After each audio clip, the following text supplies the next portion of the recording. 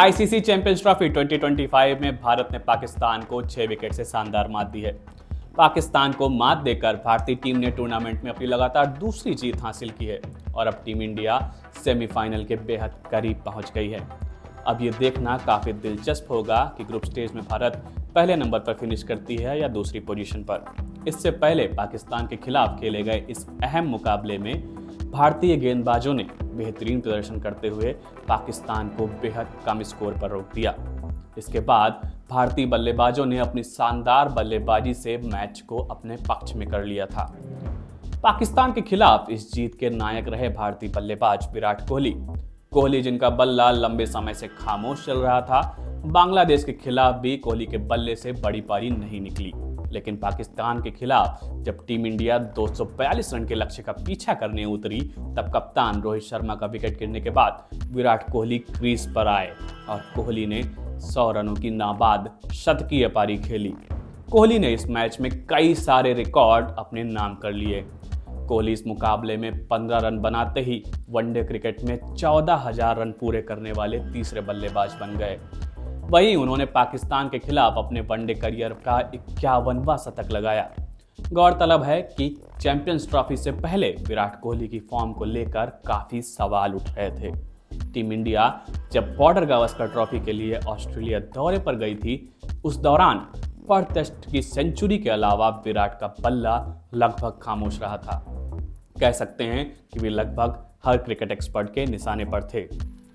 इस बीच ऑस्ट्रेलिया से वापस आने के बाद विराट कोहली अपनी पत्नी अनुष्का शर्मा के साथ उत्तर प्रदेश के मथुरा वृंदावन में स्थित श्री राधा केली कुंज स्थित आश्रम में निवास करने वाले संत प्रेमानंद जी महाराज जी से मिलने पहुंचे थे, जहां पर विराट प्रेमानंद महाराज से ध्यान लगाने को लेकर सलाह लेने के लिए पहुंचे थे।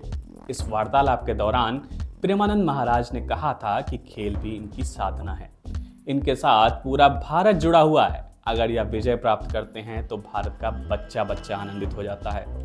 इनकी साधना है कि अपने अभ्यास में रहें, यही इनका भजन है।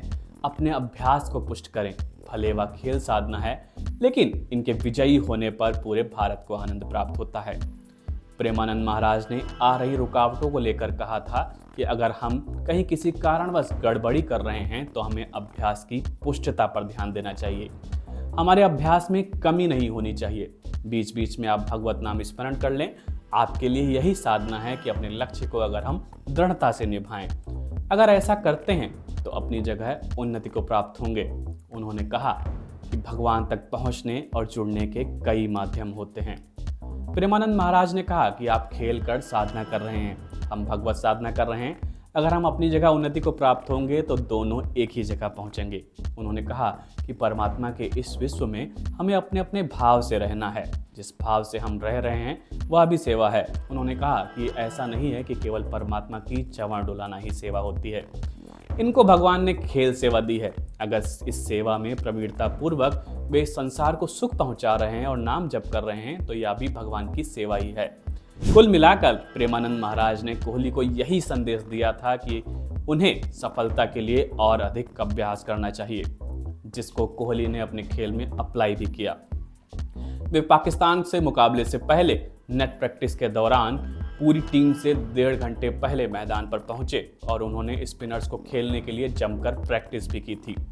अब पाकिस्तान पर भारत की जीत के बाद और विराट के शानदार शतक के बाद प्रेमानंद महाराज के इस उपदेश की खूब चर्चा हो रही है। कई फैंस का यह भी मानना है कि प्रेमानंद महाराज के आशीर्वाद से यह संभव हुआ कि विराट ने ये शानदार पारी खेली और भारतीय टीम ने शानदार जीत हासिल की। वहीं इसके उलट महाकुंभ के दौरान प्रसिद्ध हुए IIT बाबा का भी एक बयान वायरल हो रहा है, जिसमें वे यह कहते हुए नजर आए थे कि भारत पाकिस्तान मुकाबले में पाकिस्तान के सामने टीम इंडिया को हार मिलेगी और विराट कोहली भी टीम इंडिया को इस हार से नहीं बचा पाएंगे। जिसके बाद IIT बाबा के इस प्रेडिक्शन का वीडियो सोशल मीडिया पर खूब वायरल हुआ था। अब भारत और पाकिस्तान की जीत के बाद फैंस का यह कहना है कि प्रेमानंद महाराज का आशीर्वाद IIT बाबा के प्रेडिक्शन पर भारी पड़ गया है और IIT बाबा भी अपने प्रेडिक्शन पर सफाई देते हुए नजर आए हैं, जहां पर उन्होंने कहा कि सभी को अपने विवेक से काम लेना चाहिए।